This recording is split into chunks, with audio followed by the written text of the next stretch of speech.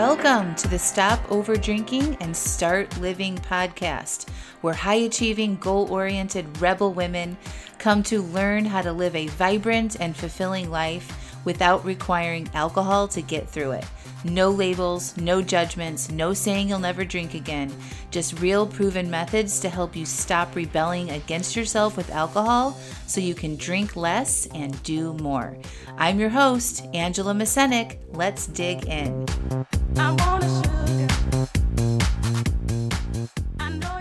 Welcome to podcast episode 204, How to Stop Feeling Like Shit with Andrea Owen.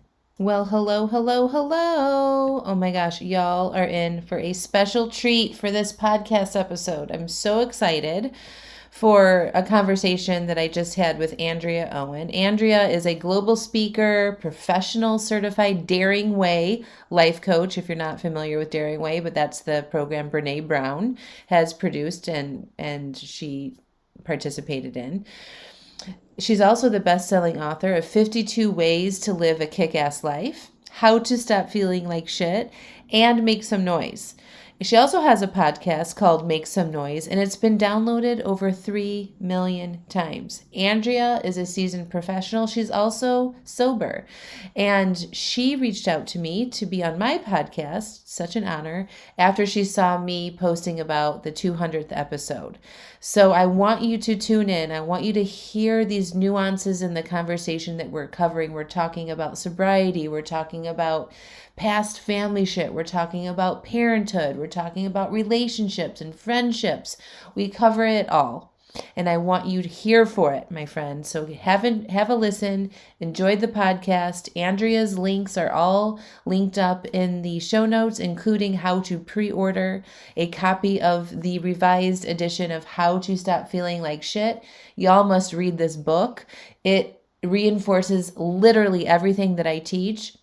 And if you're in my 6-month Stop Over Drinking and Start Living program, it's almost a must. And I will be buying a copy of this book for people who join my program in the next couple weeks. So if you want to join the program, get your applications in and I'll send you a copy of this book right to your home address. All right, my friends, enjoy the episode. Talk soon. Welcome to the podcast, Andrea. I'm so excited to have you here. So I'm so excited to be here, Angela. Yay, we're here. So before we get into it, why don't you give them just a little bit of an introduction about yourself and how you got here? Yeah, well, professionally, I am a keynote speaker, author, and life coach. Personally, I am the mother of 2 teenagers, which still sounds weird to say. And I'm like, oh, wait, no, yesterday they were babies. And I have a husband. I live in North Carolina, and we have a 9-month-old German Shepherd puppy. Oh, wow. Busy. Life is very exciting. I just have my first teenager. So my child just turned 13. And so that's been fun. But I feel like I've had a lot of prep. I've always been saying, like, since they've been 4, they've been going on being a teenager. So this is not like a big transition for me. I'm like, I've had years of prep for this. And so I'm finding it very fascinating. Mine are 15 and 13. Okay. So, yeah. Mm-hmm. Cool. Yeah. So you commented, we know some mutual friends, and I think we became Facebook friends. And then I posted on my Facebook about celebrating my 200th podcast episode. Yay. And you Congrats. Thank you. You were like, oh my gosh, if you ever have guests, I'd love to come on. I've been sober and blah, blah, blah. And I would love to talk to your people. So here we are. Yes. Yeah. What do you want to know? I am a wealth of wisdom at my ripe old age of 47 now. So let's hit it. Yeah. Well, first of all, we do have to mention your book that I just read. So How to Stop Feeling Like Shit. And we can talk about that as we go through the podcast and kind of reference that. But this is your second iteration of that book, right? It is a re-release. Yes, okay. It came out several years ago, and then, some big things happened. The Me Too movement, the pandemic, civil unrest, the conversation around toxic positivity. And I asked the publisher, and I'm like, can I address these things? I've never done a re-release for any of my books and update. And they said, yes. So here we are. That's awesome. Is it available now to buy? It is, the date that we're recording, it's available for pre-order. It has a yellow cover, whereas the first iteration had a white cover, and it will ship on December 27th of 2022. Nice. Well, we'll link all that up in the podcast and stuff. But it was Thank you. Amazing book, and I know I told you this Thank you already. for reading it. Yeah, like it literally reinforces everything that I teach my clients inside my coaching programs. And I just love how you broke it down. It's super funny. It's totally relatable. I love at the beginning of the book when you were like, oh, let's like the statistics about how people, how often they finish the book. So it's like, what is it? It's like, people only finish. I don't remember what the stats are, but like less than 30% people read the entire thing. Yeah. And I'm guilty of that. There's been so many nonfiction books where I'm like enthusiastic in the beginning and I just like run out of steam. Yeah. Or you just like get you're like, okay, got it. And then you move on, right? Like you learn something in that first third or whatever. But I just love, I'm like, you see me, Andrea. Oh, I do. I watched it all, y'all. I love it. So let's hear about, I think what interests you to come on the podcast was like your sobriety story. So why don't you tell them, because that's what my listeners are here to learn about, like to feel inspired, to know that they're not alone, to hear different voices, different stories, ways that they can interpret what this means for them. So I'd love to just know your story about how that came to be. Yeah, I mean, I did not come out of the womb evolved. I think like many of your listeners really struggled growing up in our culture that didn't exactly teach us to speak up for ourselves or set boundaries or say no when we actually wanted to say no, etc. So my recovery story actually spans before my drinking ever picked up speed. And in my late teens and all through my 20s, I was pretty severely codependent. I self-abandoned like a mad woman. I ignored my intuition over and over again. I did for others way more before I did for myself, and then resented them for it. Yeah. I know that. It was just so attached to, if people would just behave the way that I thought they should, then everyone would be happier. They would be happier. I certainly would be happier. And it just caused just problems in my relationships with not just in my romantic relationships, but relationships with my family members, with my girlfriends, and but managed to be quote unquote fine for a really long time, as many of us are.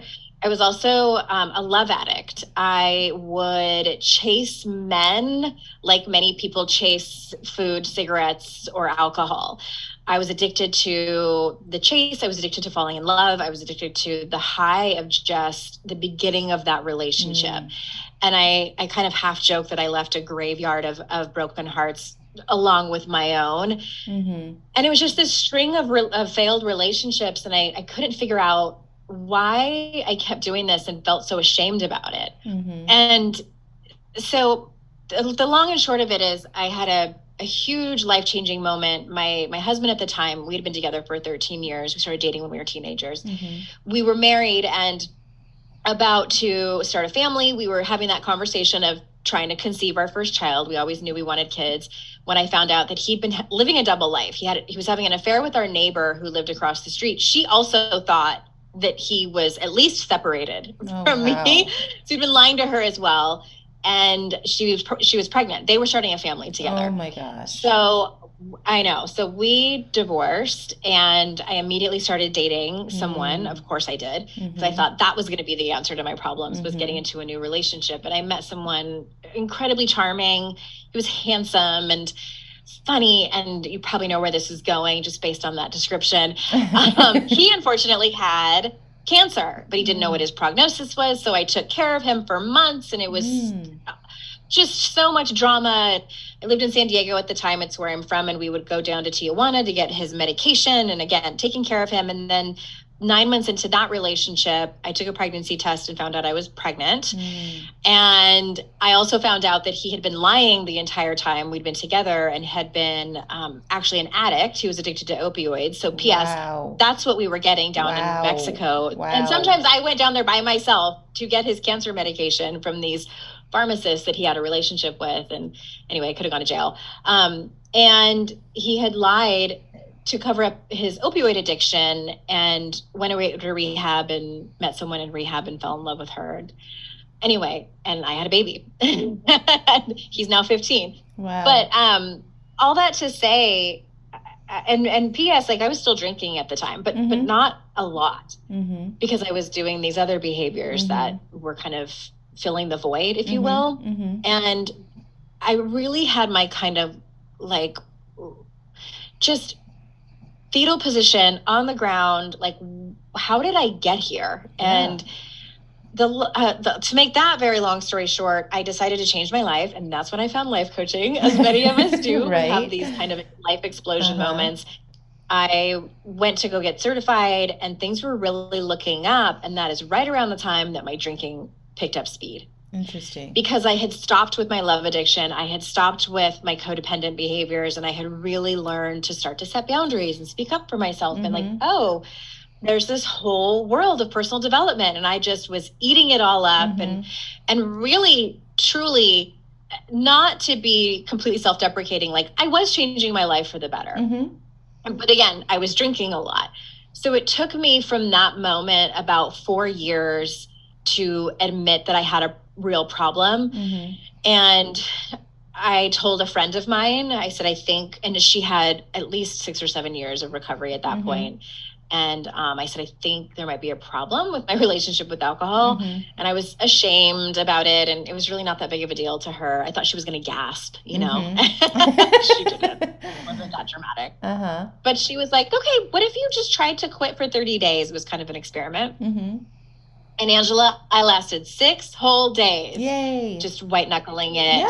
And was like, I can't. I had 2 babies, a brand new business, and still a lot of unresolved grief and trauma from my first marriage and this relationship that had exploded. And so I got sober. And at the time, Alcoholics Anonymous was the recovery method of choice for me. And it saved my life. And that was 11 years ago then I got sober. And I will say this, just to kind of close out my story. The thing that I didn't know about getting sober was that sobriety and recovery were 2 very different things.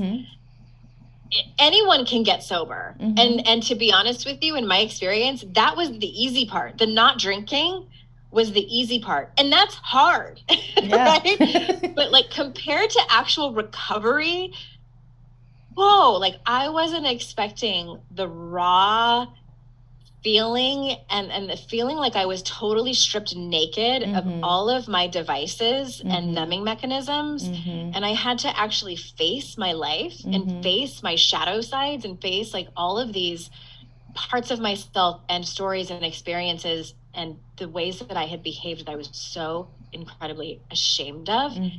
That shook me to my core. Way more than the stopping drinking.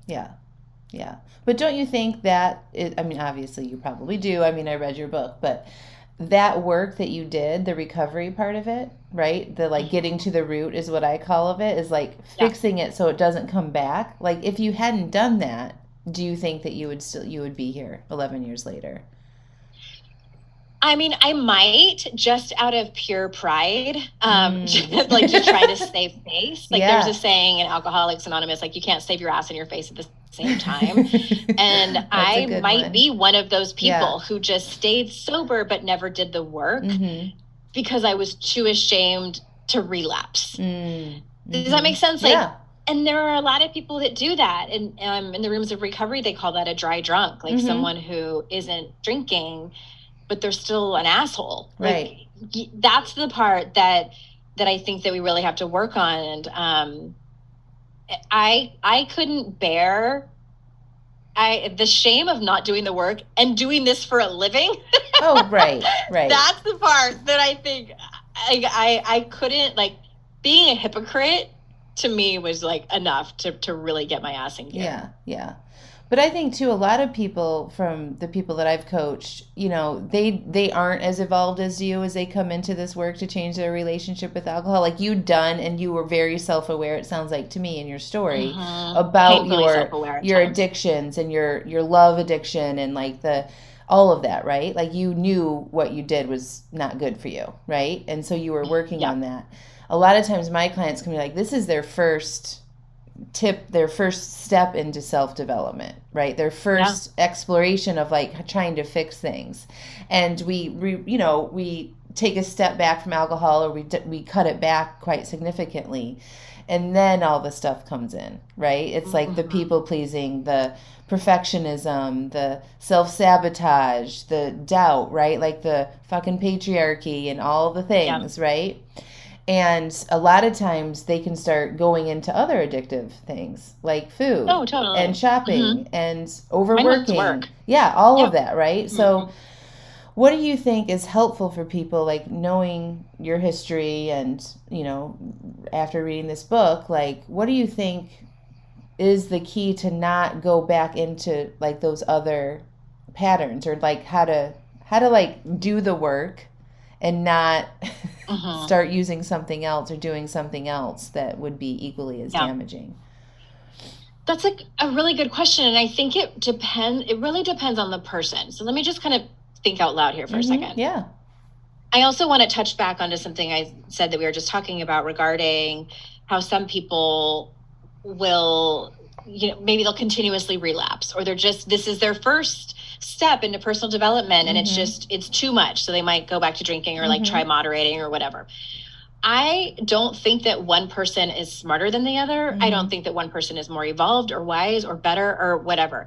I really think that we all have our own kind of pain tolerance. It's just like physical pain. What hurts way too much for me might not be as much for you. And I think it's the same with emotional pain. Since I was a child, have been the kid who was so obsessed with telling the truth in terms of talking about what was actually going on, even if it was incredibly uncomfortable. Did I grow up in a family that also believed that? Absolutely not.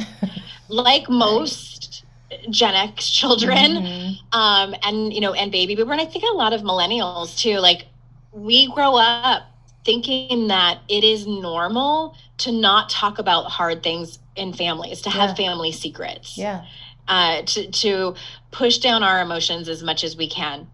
And so it was extremely painful for me to not tell the truth. And just emotionally and mentally, I couldn't stand it. And some people can. And I kind of envy them, like, to be honest. Like, I wish that I could have. I mean, I don't, but I kind of do, if I'm, speaking of telling the truth. But I just couldn't stand it. And so it's the same thing with like clutter. Some people can just like, they don't even notice it. And some people it drives them batty. It just really depends on your personality. And so all that to say, I think to answer your question, the thing that has helped me the most, and this is typically not a question you can answer very quickly. It's like one of those like life coaching, like pondering, journaling questions. And I write about this in the book, is what is the problem that you think your drinking or your overeating or your internet, too much internet or too much work is going to solve? Like fill in the blank. For me, it was, and I think this is for a lot of people, it was the tremendous pain and shame and humiliation I felt for my first marriage ending the way that it did. It was also the pain I felt of feeling like I was abandoned by my dad when I was a teenager. It's like kind of classic daddy issues, if you will. And I think so many of us have our specific family of origin stuff. And if it is unaddressed, it will find a way to come and bite you in the ass somehow. Whether you take it out on your kids, whether you drink, like it's not going to go away as much as we like to hope that it will. So that was what I filled in the blank with. Like I hoped that drinking would solve the pain, would make the pain go away that I felt from my first marriage, as well as the pain I felt around my relationship with my dad. Specifically on that pain, though, tell me about your drinking. Was it every day? Was it just when you were feeling those emotions and like going into the past and feeling every day. it? Every day. Okay. Yeah. So did you think about your ex and your past every day? Sometimes it was hard not to for me, because Facebook was born, and so I was mutual friends with. I was friends with we had a lot of mutual friends. So every once in a while, a picture of him would like pop up into my news feed at like a family gathering or something. And it's just, you spend that much time with someone, and I do believe that kind of part of them lives inside of you, if you will. Like you can't just turn it off. And I had also, because what he had done was so egregious, people were very quick to be dismissive of the whole event. They're like, what he did was so crappy. Andrea, you're the one, like, you're the winner, Right. like I'm using quotes over here. Right. Like, yeah, you talked about that in the book. Up. Like they didn't let you have your feelings around it, right? Exactly. Yeah. So I felt like kind of a jerk. I'm like, so I should just be able to, like, because he did something so heinous. You should just be so black and white. You should just be able to like fuck off and move on. Screw him. Yeah. Yeah. He didn't deserve me. Yeah. Like, which is all true, but I loved this person, like, with all of my heart. I promised in front of God and everybody to have this. I thought I would be with him forever. As much as I knew that relationship was bad for both of us, I was willing to stick it out. And that's a whole different conversation for another time. But that's, was I thinking about it on a daily basis? Like, as I was knocking back 4 glasses of wine every night? No. But it still was living inside of me. Right. It was the fire I was trying to put out. Yeah, I think that's just, that nuance right there is really important to kind of dissect, right? Because when I'm asking people these same questions, like, what do you think it's doing for you? And they say, I don't know. Or I'm not sure, or it's just a habit, right? There's always something there. Your feelings don't just exit your body and never come back. You always have them, and they get ignited sometimes, or they lay dormant sometimes, but they're always there, right? And our history is always with us. And I think it's so important to know that even though you're not thinking about it every day, and you can't directly take, yes, I drank tonight because of this thing that happened in my past. I'm sad about X. Right? That makes sense why I'm drinking. But you just know that you drank, and that was the underlying kind of ribbon of it, right? It was like this emotional experience that you carried with you that was left unresolved, and unconsciously you chose to escape that through the drinking. Would you agree with that? Totally. Yeah. I like the way that you explain it. I also think that the way that when people would ask me a question about it, just about drinking, like, why do you think you drank? And I said, I was trying to run away from my life, and then sometimes they would ask further, like, what did that mean? And sometimes on the surface, it was just the stress of being the mother of 2 toddlers and having a business that I so badly wanted to get off the ground. And it's a long game, and it's just painful sometimes. Some of it was just stress of making just all the regular kind of stresses that we can name like fairly quickly. But if I sat down with a therapist, they're going to quickly pinpoint what is sort of the bigger kind of, if you think about like the target symbol, there's like the middle layer, which is kind of the everyday stressors. And then the bigger you go out, then you think about like, well, my divorce, that was really painful. Or, my family of origin stuff. It's like, not only is it sort of outside of what you would normally think about off the top of your head, but it's bigger. It's a bigger, and it just sort of exacerbates the stress that we, like, the everyday stresses. Totally. Yes. It's like those little everyday stressors can be the straw that breaks the camel's back. Exactly. Right. So like, I remember I talked about this on my podcast with my clients just recently. My child had dried mud on their shoes. And I was like that morning I had lost all of my passwords to everything that I have online. No. I know. And so that's enough to make me. Exactly, right? Unravel. So I was in that place, like trying to figure that out and just like keeping it together and just like, okay, I can figure this out. This, like managing myself. And then the mud situation happened. Literally, there was dust in every corner of my home, like up the stairs, all over every room. I don't know why they decided to walk through every single room that morning with their fucking shoes. Andrea, bang, take them off and bang their shoes together. I lost it. I broke. Like that broke. I felt like I shattered. Like I was going to turn to dust. Like literally, I thought I was just going to shrivel away and turn to dust.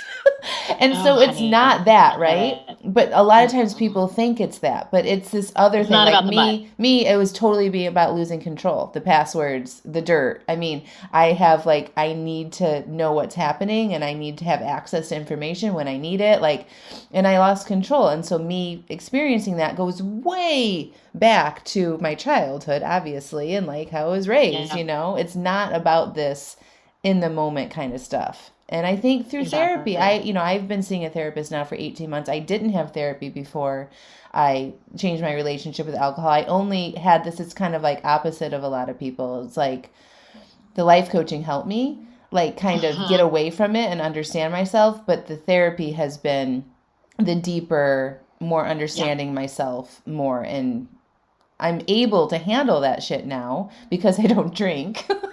So I think that just was a point I wanted to make. It's not so much the everyday stuff. It's the deeper stuff that can turn us around or bring us down. I think especially as women and especially mothers, that adds a whole nother layer. But there's probably people listening who aren't mothers, and I don't want to be dismissive to that at all, because as women, we are expected to handle everything with a sense of grace and, and productivity and efficiency. And that I think and it's not that men are not they have different cultural expectations, but we're expected to carry this load that is so incredibly heavy. And we have our limits. And I'll tell you what, I've had what was that, last week?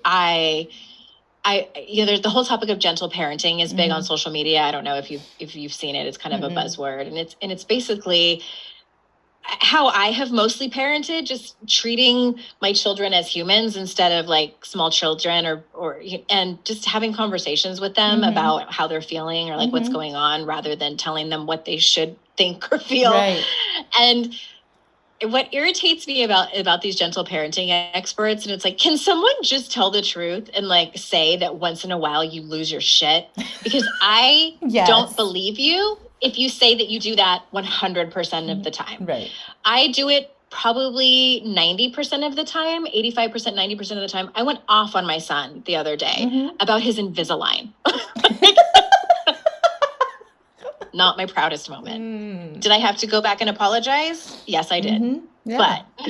But in the old days, I would have drank to cover up the shame of how I erupted on him, rather than just like go and have a conversation with him. Yes. It's so good. I mean, the whole kid, what you said about the parenting and like it shows us our shit, Totally. Every day. I mean, it's just right there looking at you, right? Waiting for it to be addressed. Literally. Yeah. I don't know if your kids are like this, and I can probably count on one hand, maybe two hands, the amount of times I have really just snapped. And their expression immediately tells me that I have stepped over a line with them, that I have broken this commitment and this trust that we have with each other, where we treat each other as humans and with respect. Their face. And I'm already like so far in, like have you ever been in an argument with someone and you realize like halfway in that you're wrong and you're like, do I keep going? Yes. Yes. I stop and say, actually, I'm wrong. But that moment of like seeing my son's face, just the shock of, and like I'm surprised his hair didn't blow back, like the amount of yelling I was doing, but it tells me immediately that I am not my best self in this moment. Yes. And I'm all about apologizing. Yeah. We have to show them that it's okay to make mistakes and that we're not perfect. Right. Yeah. And I think if we can model that and have empathy and understanding and come and admit our own imperfections, that's going to help them, I did not receive that as a child. I don't know about you. I didn't either. No. Most people don't get that, right? And so it's like in those moments, even when I lose it or do something I'm not super proud of, I'm like, ooh, I get to be different. Even though the Mm-hmm. first part of it was not that much different maybe than what I experienced, but the second part is, and like apologizing and talking through it and Yeah. feelings and all the things. Yeah. Yeah. Yeah. It's really great. And this doesn't happen. I would say maybe this happens half the time, probably less than that.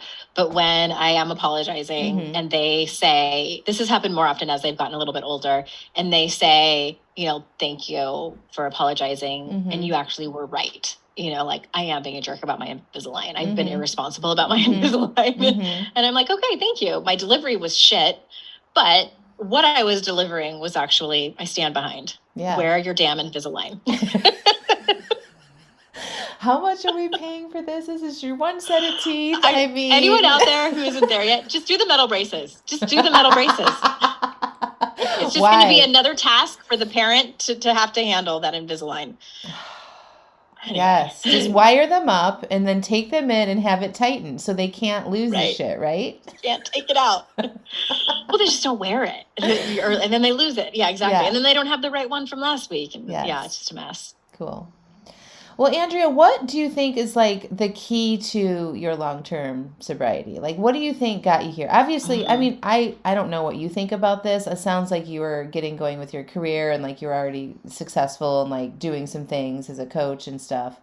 But do you think that you would be here right now if you hadn't stopped drinking? If I kept drinking? Yeah.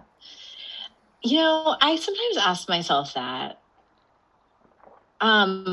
I don't know. I highly doubt it because the progression, I identify as an alcoholic. I identify as an addict. I just never dove too far into drugs. I guess I got lucky in that regard. But I was progressing so fast. I was drinking about a bottle of wine, at least an entire bottle of wine every night. And I hesitate to say that because some people who drink a lot less than that, but still have a problem with their relationship with alcohol will be like, oh, well, that's not me. So I'm not that bad. So I'm fine. Or people who drink a lot more than that can be dismissive, but the quantity doesn't matter. It doesn't. It doesn't matter because everyone's tolerance is different, et cetera. And that was 11 years ago. Like, what would I be up to at this point?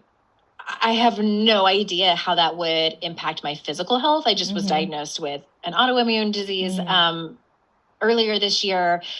And I cannot imagine that I could have kept my life together drinking that much and that often, especially I think about like going to conferences and like, mastermind weeks and things like that. Like, I drank even more because I was away from my family. And a lot of times it was, like a bar with like fancy drinks. And I'm like, ooh, I'm going to have like one of everything. And I am a Tasmanian devil, even when I'm sober. Like when I would drink, oh my God, I was showing people my boobs. Like it was like, I was a party girl. I was a quintessential party girl. And I just can't imagine how I would have humiliated myself at conferences and things like that. So I guess my answer is no. I don't think I would be here.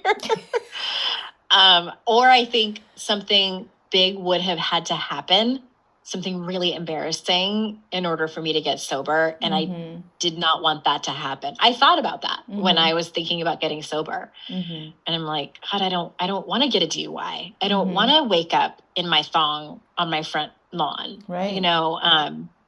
I don't want to wake up in somebody else's bed. Like that was something I had to think about too. Like with my history of just the way I was with men, like I want to be in a monogamous marriage. Like the risk was too high, I think. Thank you for letting me like say all that. Yeah. No, I mean, to me, it sounds like you thought through it, right? And made a conscious decision. It doesn't sound like there was some dramatic event that happened. Like would you agree? Like there was no rock bottom car crash type situation? No, my rock bottom was earlier with like my marriage and everything. Yeah. That was my rock bottom. Yeah. But you thought through your future at keeping up the rate in which you were drinking, and you didn't like that picture. Right? I've done that a few times in my life where I've made like a sharp left turn. Mm-hmm. I did it in my career when I was only 22. I was in like a job that so many girls at that time would have killed for. And I hated it. And I did not love the people. If I was going to get promoted, like I saw the people in that position and I didn't admire them. I didn't like their lives. I didn't like how they treated the other people. I was like, I saw my future and I didn't love it. And I wish that I would have been better about that with my first marriage, because I saw my future and I didn't love it, but I stayed. But yeah, I did that with drinking too. There's a saying for that in AA. They say, like, they call it think through the drink.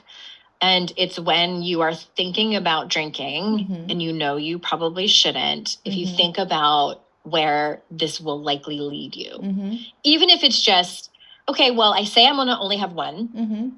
How's my track record of that? Like, how's my history of that? Not great. So I'm probably going to end up drinking 3 or 4. And then how am I going to feel when I wake up in the morning or 3 o'clock in the morning in a cold sweat? So just sometimes doing that can help you either just not drink for that night or quit long term. That's pretty much the strategy that I didn't know that it was a thing in AA. But like, so I don't say I'll never drink again. I don't put that kind of pressure on myself. I just like not really attaching myself to that. And so I will often consider it, or it might pop in as an idea in my mind to have a drink. It just happened to me. I was flying to Italy like 2 months ago, and I was sitting in Delta Comfort Plus, and they were, pouring the champagne, and I was like, it was a night flight, and I was like, and I've shared this with people. I was like, it was like a tunnel vision experience is how I actually considered having a drink. And it wasn't like I was observing myself thinking about it. It was like, ooh, I could have that. That'll help me sleep. Just 1 glass. Nobody will know. Like, I actually was considering it. And then it was like almost like I just whoop, I pulled myself out of the vortex of it, and I was like, whoa. Like, that was interesting. But what helped me was I thought through it. I'm like, no, because then I'm tired, so that's not going to help me get actually good sleep, and I don't want to wake up like feeling like that and disappointed in myself for a glass of champagne on an airplane. So like, I call it playing it through. Just play it out. Play it through. What does it feel like for you? What do you think you'll get from it? And what do you think will happen the next day? And literally, I let myself make those decisions whenever the idea comes in. And it's always just no, because I play it through.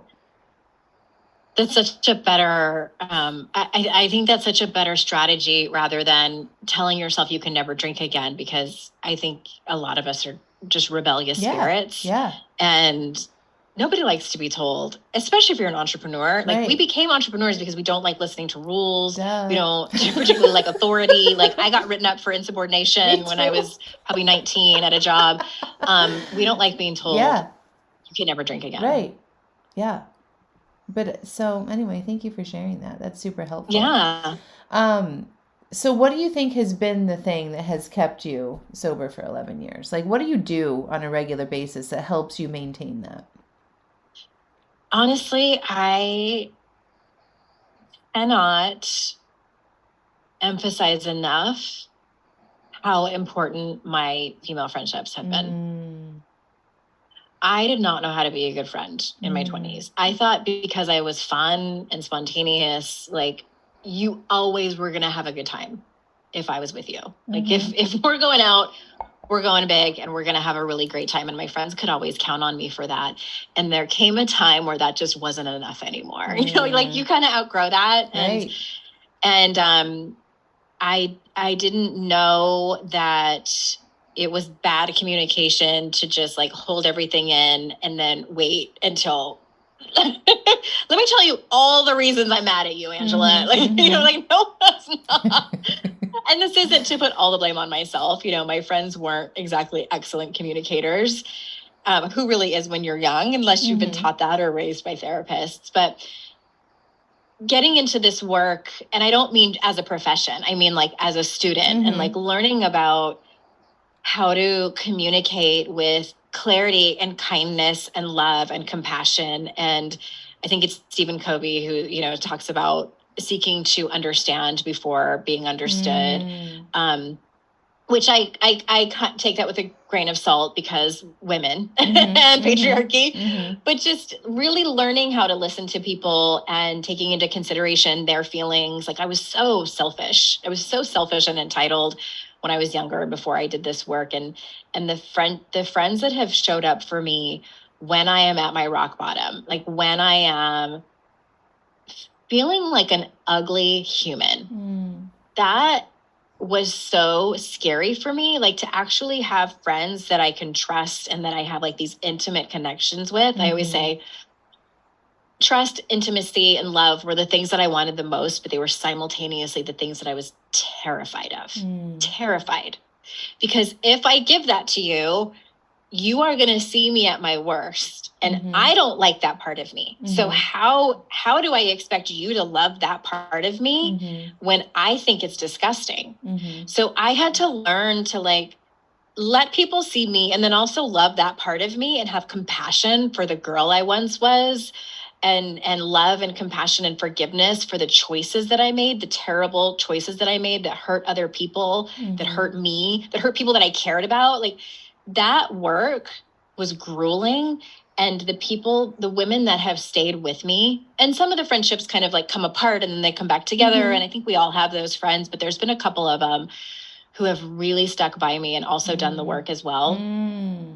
Those women I would take a bullet for, and they know it, and they would do the same for me. And my wish for all women is that you have at least one of those people, because at the end of my life, like that's really what's going to matter the most. It's not going to matter how many stages I spoke on, or certainly not going to matter what size jeans I wore. What's going to matter is the relationships that I had and when I showed up for people. And that's what it is, really. Yeah, I love that. Yeah, because I think a lot of times it's, when you're working through whatever it is, whether it's alcohol or some other issue that you're dealing with, the more you can share with your people, the better off you are, right? Like the more you can be honest, right? Like tell yourself the truth first. Be honest with yourself. I think that's the most important. Develop that relationship. Yeah. And then communicate that to a few people that you do trust, right? And if you don't have those people in your life right now, like, joining a coaching program where everyone's working on the same thing together in a trusting environment is also a good idea, or a support group or something where you can do that safely. It's, putting it out in the universe. It's sharing your vulnerable moments, who you really are, letting yourself be seen at that place. It's beautiful. And I would agree with you. Like my friendships, I have so many amazing friends. My parents are like, you're lucky if you have one or two friends for your whole life. I'm like, I am really fucking rich then, because I am fortunate to have many beautiful relationships. But it's because I know how to show up. I know how to honor myself, be real with myself, and have boundaries and what I tolerate, what I accept in my life and all that. And it does attract, like-minded people in that way. But it is so important to have a person to call and talk to. Yeah. And I think too, like, we end up having friends for different reasons. Like I have one of my best friends will always point out where I need to work on something. Like if I'm telling her something about like me and my husband, she'll be like, well, I have some thoughts. Every time she says, I have some thoughts, that's code for Andrea, you're in the wrong here too. Right. But I have another friend where if I just want them to grab their fiery torch with me and go on a crusade, then I call Kate, like we have different friends for different reasons. And, but there's only really a couple of them where I trust them to go down in the trenches with me. That I don't have very many. And I don't think that many of us do have like those kinds of friends. They're very special and they're very specific. So Yes. And I always like with my friends too, I'm like, okay, because I have a lot of life coach friends, so everyone wants to help, right? And so it's like, okay, no, I just need this from you in this moment. I do not want to be given any advice. I just actually need you to listen. And so I try to preference what I need. Yeah. And so, sometimes you just need to be heard, right? And like, you don't need to be adjusting your mind or your feelings on anything. Yeah, it's like I plan on taking zero action on this. I just need to complain. My friend and I, we do this thing where we call each other and we're like, I need to tell you all the things I'm mad at. And so it might be like some customer service thing that made you mad, or the kids Invisalign, or whatever it is. And we just move on from there. Yeah, I love it. Okay. Well, what else do people need to know about you or this work or yourself, or what kind of words of motivation or inspiration would you like my listeners to know? Yeah, I think just circling back to what I had mentioned about doing the work in terms of forgiving your past self. I think we all have things that we're not proud of, and decisions that we've made, and relationships that we stayed in, or just bad choices. And I always say, like, bad choices do make good stories sometimes, but I had to, like, a lot of the work I had to do was forgiving the woman that I was at the time, because I had some shame around it. Some shame. I had a lot of shame around it. And just so much self-judgment. And I think if anybody's kind of like thinking, like, what should I work on next? Like, that might be something to touch on. Yes, because that judgment doesn't help you at all, right? Like, how does it serve anybody, if we want to talk about it for a minute? Like, judging yourself and being mad at yourself for things that you've done in the past. I think part of this, and maybe this is another sort of recovery thing, it's like, I don't know what is helpful, and I'm just kind of like organizing my thoughts about it. You tell me if I'm wrong. Like, in recovery circles, is it like you have to remember the bad things and like make amends, and like sometimes that can be hard, right? Because you have to like go back and revisit that stuff. Yeah. But like what you're saying and what I'm saying is like we can forgive ourselves for that eventually. We don't need to carry that shame and that regret, right? But it's work worth doing, because when you carry that shit with you, it affects how you show up today, right? And it affects how you judge other people too. Yeah. Like, it's really hard to have compassion for other people, especially when they're making the same mistakes that you have made in the past. You're still judging yourself. And I really feel like the jury is still out in our circles around, is it truly necessary to forgive other people in order to heal and move on? I don't know. I used to think that, like, yeah, you did have to forgive people.